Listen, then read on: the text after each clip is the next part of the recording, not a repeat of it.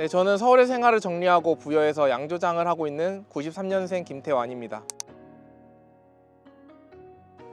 고등학교 때까지만 해도 제가 뭘 좋아하는지 모르고 공부만 했어요. 그러다가 대학교에 들어갔는데 막상 제가 생각한 대학이랑 너무 달라서 실망을 좀 많이 했었고요. 그때서부터 고민하기 시작했죠. 내가 진짜 좋아하는 건 뭘까? 그 답을 찾기 위해서 학교 수업 듣는 것 이외에는 대외 활동을 정말 많이 했었고요. 최대한 학교 내에서 있는 사람들을 만나기보다는 다른 학교, 다른 학과 사람들이랑 많이 교류하려고 노력을 했습니다. 우연하게 대학교 4학년 때 마음을 맞는 사람들을 만나게 되었고요. 학교를 휴학을 하고 그때서부터 그 만나는 사람들과 함께 우연한 계기로 창업을 하게 됐습니다. 첫 번째 창업은 시원하게 말아먹었고, 두 번째 창업 때 블록체인 기반 기후 플랫폼을 개발을 했었는데요. 이때 당시에 유니세프에서 기부금 논란이 터졌을 때였어요. 프로젝트가 생각보다 많은 기대를 받았었고요. 그 결과 회사 매각까지 진행을 할 수 있게 되었습니다.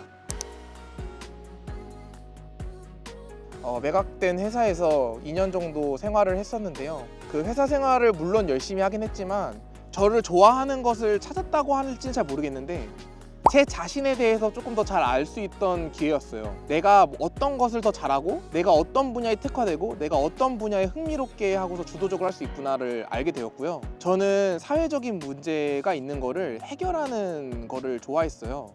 근데 사회적인 문제를 해결하기 위해서는 사실상 처음엔 돈이 그렇게 크게 되지 않거든요.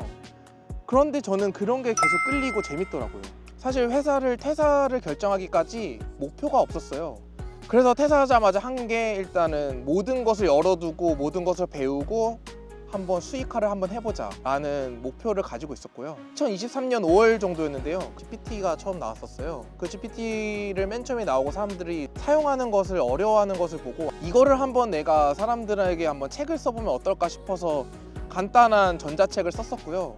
와디즈에 올려가지고 2,500만 원 정도의 수익을 냈었습니다. 그때 강연 요청이랑 많은 그 수업 요청이나 많았어요. 그런데도 저는 그게 재밌지가 않더라고요. 뭔가 이게 단순히 저한테는 그냥 다시 직장 다니는 느낌이었어요. 그냥 돈을 위해서 버는 느낌이었어가지고 그거를 더 이상 안 하고 그냥 접고서 새로운 것을 또 찾으려고 막 이것저것 많이 했었죠.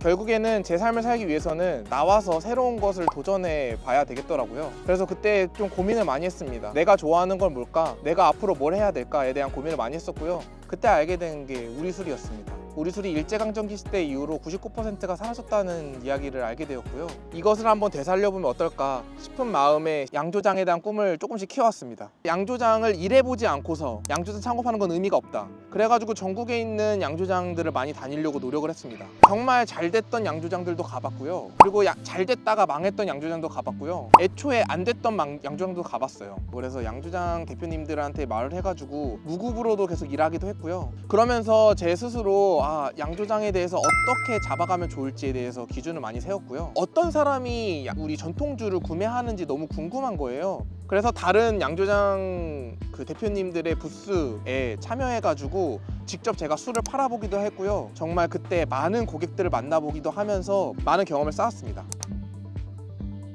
우리술이 일제강점기 때 이후로 99%가 사라졌다고 그랬잖아요. 그래서 그 술 중 하나를 발굴해가지고 현대적으로 재해석하고 싶었어요. 고문원 관련된 내용을 많이 찾아보기도 했고요. 수업도 많이 들으려고 노력을 했습니다.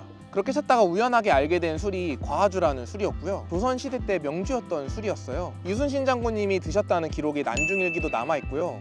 다른 수많은 고문원 속에 남아져 있습니다. 이 술들을 보고서 현대에 이 술을 가져오면 어떤 느낌일까? 그리고 더 이상 우리나라 사람들이 소주 맥주를 먹는 게 아니라 과주를 즐겨서 마시면 어떨까? 라는 재밌는 상상을 하게 되었고요. 최종적으로는 과주라는 주종을 선택을 하게 되었습니다.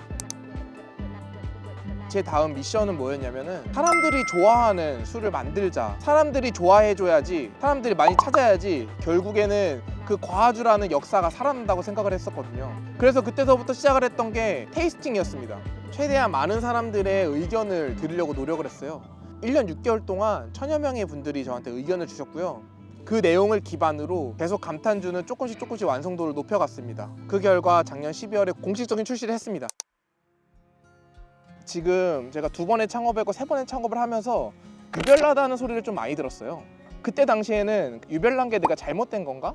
내가 다른 사람이랑 똑같이 살아야 되는 게 맞나? 라는 생각도 많이 했었고요. 그런 생각들은 두 번째 회사를 매각한 이후에 많이 바뀌었어요. 아, 이게 내가 특별하고 유별나해서 내가 잘못된 게 아니라 오히려 그 속에서 나의 특별함이 있는 거고 그게 내 장점이구나를 많이 느꼈고요.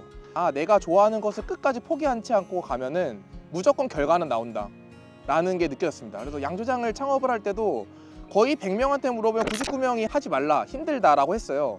그런데도 저는 이 사람들이 힘들다고 한 이유는 자기가 힘들어서 못해서 하는 거구나. 나는 이게 재밌고 즐거우니까 나는 그 다른 한 명이 돼야 되겠다라는 생각으로 지금까지 도전하고 있고요. 지금도 뭐 열심히 많은 사람들이 힘들고 그렇다고 하지만 저는 뭐 성과를 내면서 재밌게 하고 있습니다. 저는 맨 처음에 이 양조장을 시작할 때서부터 가장 중요하게 생각했던 게 저를 찾아주시는 분들, 손님분들이었어요. 그래서 그분들이 하나하나 이야기가 결국에는 제 양조장을 만들어 간다고 생각을 했고요. 피드백을 받을 때 무작정 피드백을 받기보다는 제가 어떤 분야에서 어떤 의견을 들을지 목적성을 정확히 하고 피드백을 들었어요.